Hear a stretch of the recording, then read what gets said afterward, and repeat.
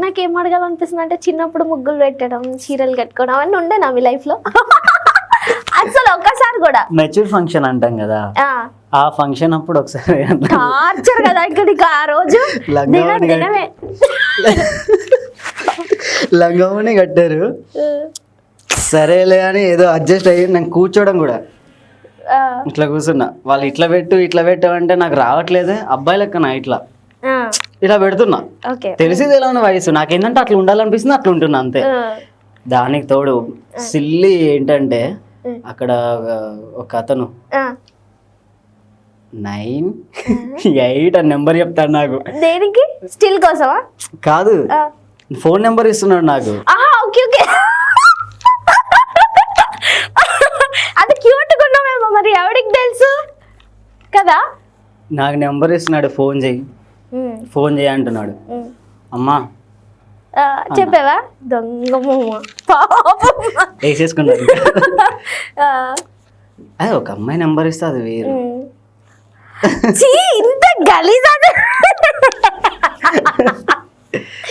Before కూడా ఇట్లానే ఉండే. అమ్మో దండ. ఇంకా నీలో ఇంకా చిలిపి చేష్టలు పోలేదు అసలు, ఇంకా చెప్పాలంటే. సో మీ లైఫ్ లో మీకు లవ్ స్టోరీ లేదా ఆఫ్టర్ ట్రాన్స్ఫర్మేషన్? ఉంది కానీ డిస్క్లోజ్ చేయాలనుకోవట్లేదు. మీరు మేల్, నేను ఫీమేల్ అవ్వచ్చు కానీ అండర్స్టాండింగ్ లెవెల్స్ ఉన్నాయి చాలా మంచిగా. అర్థం చేసుకునే కెపాసిటీ అనేది అది ఉంటుంది కదా. బట్ మీరు మీ లవ్ స్టోరీ ఎందుకు మాకు రివీల్ చేయొద్దు అనుకుంటున్నారు? అది అయిపోయింది. ఇప్పుడు ప్రెసెంట్ లవ్ స్టోరీ ఉందా? సింగిల్? ఓ, ఎవరైనా మిమ్మల్ని ట్రై చేసుకోవచ్చు అయితే. వద్దు చూస్తున్నా, ఒకవేళ పాపనో బాబునో దత్తత తీసుకుందాం అనేసి. ఫస్ట్ పార్ట్నర్ ఇంపార్టెంట్ ఏమో. ఇందాక చెప్పాను కదా, అంటే సర్వే అంటే మీరు జాబ్కి వెళ్తారు, పాపను ఎవరు చూసుకుంటారు మీరు దత్తత తీసుకుంటే? ఓ, మీ పేరెంట్స్ దగ్గరే ఉంటున్నారా ఇప్పుడు? అమ్మ ఉన్న చిన్నన్నయ్య నాతోటే ఉంటున్నారు. ఓకే, ఫ్యామిలీతోనే ఉంటున్నారు అనమాట. మీరు సపరేట్ అయిపోయారేమో అని నేను అనుకుంటున్నాను. లేదు, అప్పుడు స్టార్టింగ్ లో నేను అప్పుడప్పుడు సెటిల్ అయ్యే టైంలో నేనే వచ్చి చూసుకున్నా. నాన్నగారు సడన్ గా హార్ట్ అటాక్ వచ్చి February 25th రోజు చనిపోయారు. February 18th నా బర్త్డే కోసమని 16th రోజు వచ్చారు. 20 రోజు వెళ్ళారు. వెళ్ళిన 4 days కి ఏమైందో తెలియదు. 24th night severe heart attack వచ్చింది. సివియర్ హార్ట్ అటాక్ వచ్చేసరికి అప్పటిదప్పుడే హాస్పిటల్స్ అటు ఇటు అన్నీ తిప్పారు. నేను ఎర్లీ మార్నింగ్ అక్కడికి రీచ్ అయిపోయా. ఎక్స్పెక్ట్ చేయలేదు మా నాన్న లేకపోతే లైఫ్ అసలు. అంటే పిల్లలు ఉన్నప్పుడు జనరల్గా పట్టించుకోరు, కానీ వాళ్ళు వెళ్ళిపోయిన తర్వాత చాలా ఫేస్ చేయాల్సి వస్తుంది. నానుంటే ఇలా ఉండేది, నానుంటే అలా ఉండేది అని ఒక ఇది ఉంటుంది. మా ఇద్దరు అన్నయ్యలకు నాకు బ్యాక్ బోన్, మంచి సపోర్టర్ నాన్న. మేము ఏదన్నా సఫర్ అవుతున్నాము అని అంటే ఏం చేయడానికన్నా రెడీగా ఉండేటోడు. ఎక్స్పెక్ట్ చేయలే అసలు ఉంటారు అనుకున్నాను నేను. ఇప్పుడు మరి లీడ్ పొజిషన్ ఎవరు తీసుకుంటున్నారు మీ ఫ్యామిలీలో? పెద్దన్నయ్య తీసుకుంటున్నారా? ఓకే. మరి నీ గురించి ఏం మాట్లాడరా? నీకు పెళ్లి చేస్తాం, పెళ్లి సంబంధాలు అది ఇదని. ఏ జోక్ చేస్తలేదు, నేను నిజంగా మాట్లాడుతున్నాను. మీరు కూడా హ్యూమన్ బీయింగే కదా, ఏ మిషన్ కాదు కదా, రోబో కాదు కదా. ఆలోచిస్తారు కదా ట్రాన్స్ వాళ్ళకి ఇవ్వడానికి అట్లా. సో అయితే మీరే సెలెక్ట్ చేసుకోవాలి ఖచ్చితంగా. సరే, ఏడవట్లే నా ముందరగా, ఎందుకు ఏడుస్తున్నావు? ఆగు జరా. నాన్న అంటే ఇంకా నేను పడ్డ కష్టాలన్నిటికన్నా ఇప్పుడు నేను అనుభవించే బాధ మా నాన్నగారు లేకపోవడమే. అదొకటైతే క్లారిటీ ఉంది. పార్ట్నర్ విషయమైనా, ఫినాన్షియల్ విషయమైనా, సర్జరీ పరంగా అయినా, సర్జరీ అయిన తర్వాత బ్రతుకుతానో అన్న స్టేజ్లో ఉన్నా కూడా నా కళ్ళకి వెళ్ళి ఇలా నీళ్ళు పోయాడు. సర్జరీ అయిపోయిన తర్వాత తీసుకుని వచ్చి ఇట్లా సైడ్కి పెడతారు. అప్పటికే నాకు బతుకున్నానో లేనో కూడా అర్థం కాని పరిస్థితి. కానీ ట్రాన్స్ లైఫ్ చాలా ఘోరం, చాలా ఘోరం. ఏదో అందరం నవ్వుతూ ఉంటాం, సరదాగా ఉంటాం, కానీ అదంతా బాధ కప్పిపుచ్చుకోవడానికి బయటకు అలా ఉంటాం మనం. జనరల్గా కమెడియన్స్ కూడా ఉంటారు, వాళ్ళకి ఉండే బాధలు ఉంటాయి. కానీ ఆ రోజు ఆ స్టేజ్ మీదకి వెళ్ళి వాళ్ళు పర్ఫామ్ చేయాల్సిందే. ఇప్పుడు నాకు బాధ అనిపిస్తే నేను రీల్స్ చేసుకొని హ్యాపీగా ఉన్న రీల్స్, చాలాసేపు రీల్స్ చూసి హ్యాపీగా ఉన్నది ఏదో ఒకటి సెలెక్ట్ చేసుకొని ఆ రీల్ చేసుకొని ఎన్నిసార్లు చూసుకుంటాను నాకు నేను. అలా ఉండాలి, ఇది కాదు అలా ఉండాలి అని నాకు నేను సర్ది చెప్పుకోవడం. నిద్రపోని రాత్రులు చాలా ఉన్నాయి, తిండి లేక చాలా ఫేస్ చేసిన. ఇప్పుడు నేనంటే ఒక పొజిషన్లో ఉన్నా. ఈ విషయం పక్కన పెడితే మా వాళ్ళు పాపం ఇంకా కష్టపడుతూనే ఉన్నారు. ఏ సోర్స్ లేదు, ఎడ్యుకేషన్ చాలా మంది బయటికి చెప్పలేకపోతున్నారు. మిమ్మల్ని ఎవరైనా కాంటాక్ట్ అయ్యారా? చాలా మందికి కమ్యూనిటీ ఉంటుంది ఫీమేల్స్కి, మీ మేల్స్కి కమ్యూనిటీ లేదు కదా. సో కొందరు ఎలా అప్రోచ్ అవుతారో, ఇప్పటివరకు అప్రోచ్ అయ్యారా అలాగే ఎవరైనా మీకు? లేదు. అయ్యో పాపం, మీ నెంబర్ అయినా వాళ్ళకి ఎలా తెలుస్తుంది? ఒకవేళ మీరు మీ ఇంటర్వ్యూ ఎక్స్పోజ్ అయినా కానీ వాళ్ళు మేబీ ట్రై చేస్తారు కానీ దొరకదు కదా యాక్చువల్గా. నాకు యాక్టింగ్ సైడ్ చాలా ఉండే. నేను ఒకవేళ యాక్టింగ్ సైడ్ కొంచెం సెటిల్ అయినా ట్రాన్స్మెన్ అని అందరికీ విజిబుల్ అవుతుంది. అంటే మా వాళ్ళు కూడా ఉన్నారు అనేసి తెలిసిపోతుంది. జనరల్గా ట్రాన్స్మెన్ అని కొడితే మీద వస్తుంది, మీరు ఐడెంటిఫై అవుతున్నారు మెల్లిమెల్లిగా. ఇప్పుడు ఒక స్టెప్ వచ్చింది, సెకండ్ థర్డ్ స్టెప్ ఇలా. బట్ మీకు ఎలాగో కమ్యూనిటీ లేదు కాబట్టి మీరు ఎందుకు స్టాండ్ తీసుకొని ఒక కమ్యూనిటీ, ఒక నెంబర్ పెట్టి, అలాంటి వాళ్ళు చాలా సఫర్ అవుతుంటారు కదా, వాళ్ళకి ఒక గురువు లాగా మీరు ఎందుకు స్టాండ్ తీసుకోవద్దు? ఈ గ్రూప్ ఉంది.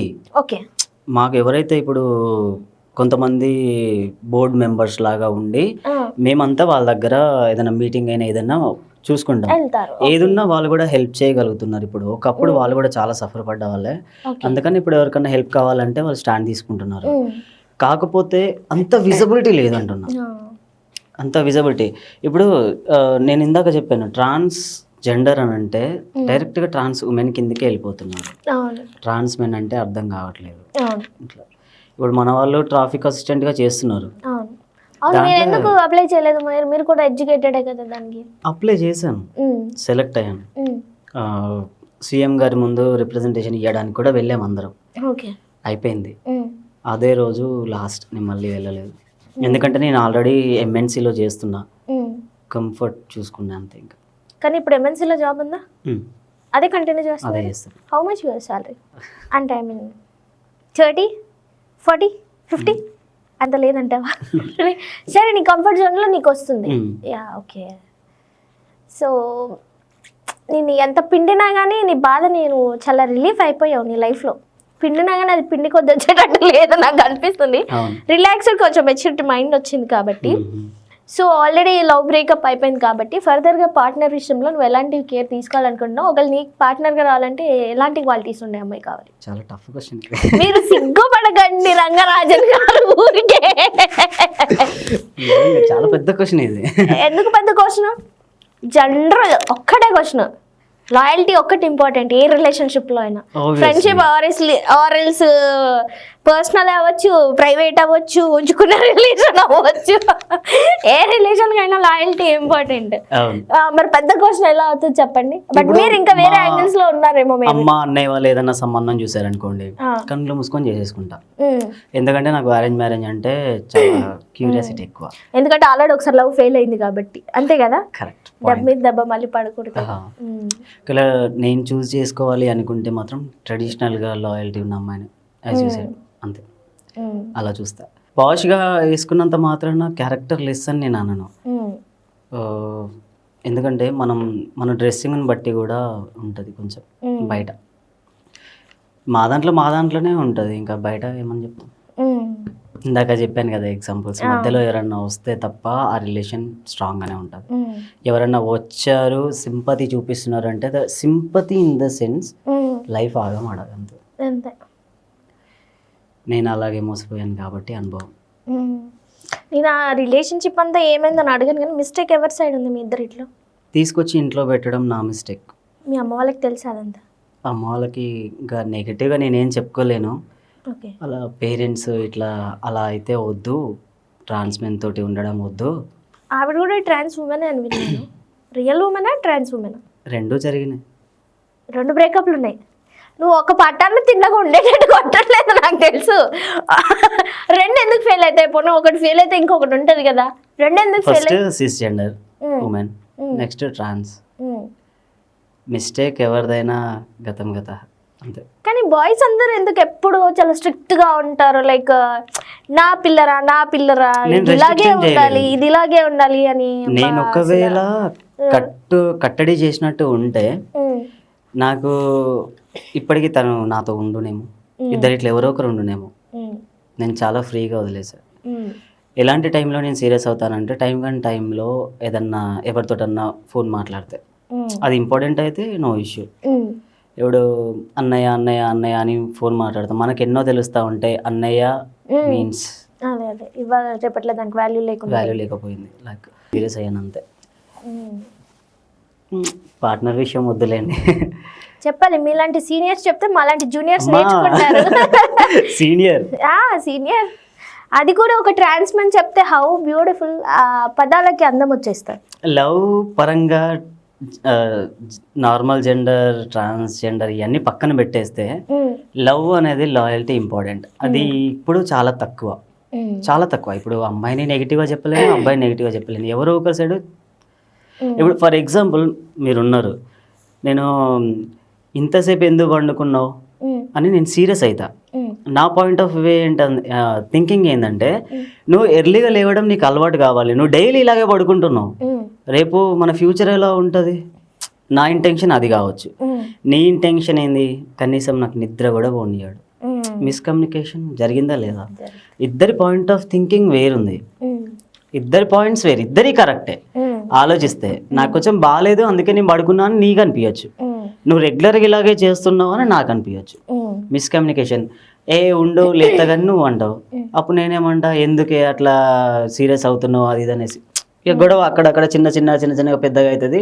వీళ్ళిద్దరూ ఉండేది ఉండక పక్కన దోస్తులాగా చెప్తారు, వీళ్ళు ఉండేది ఉండక వీళ్ళకు అన్ని పిచ్చి పిచ్చి సలహాలు ఇస్తారు. ఆ సలహాల వల్ల ఇంకా డిస్టెన్స్ ఎక్కువ అవుతుంది. లైఫ్, సినిమా లైఫ్ అయినా రియల్ లైఫ్ అయినా సేమ్ అంతే. చీటింగే ఉంటుంది.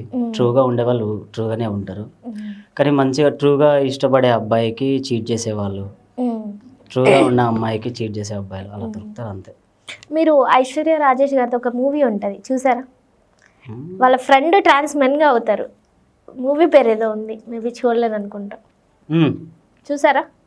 తన అందులో పోలీస్ కదా? అవును, పోలీస్. చూసారా? ఏమనిపించింది అప్పుడు? సేమ్ తను ఇట్లా పెట్టుకొని చూస్తుంది కదా హెయిర్, సేమ్ మా లైఫ్ అంతే. ఓకే, ఇంకా డీప్గా తీస్తే అమ్మా వీళ్ళు ఇంత సఫర్ అవుతారా అని ఆలోచిస్తారు. నేను అదే చూస్తున్నా, స్టోరీ కూడా రెడీ చేసుకున్నా, ఒక ట్రాన్స్ మెన్గా లైఫ్ ఎలా ఉంటుంది అని ఒక్కసారి ఎక్స్ప్లోర్ చేద్దాం అని. ఖచ్చితంగా అందరిలో పాజిటివ్ వైబే వస్తుంది. అరే వీళ్ళు ఇట్లా డ్రెస్ మార్చినంత ఈజీ కాదు కదా వీళ్ళ జెండర్.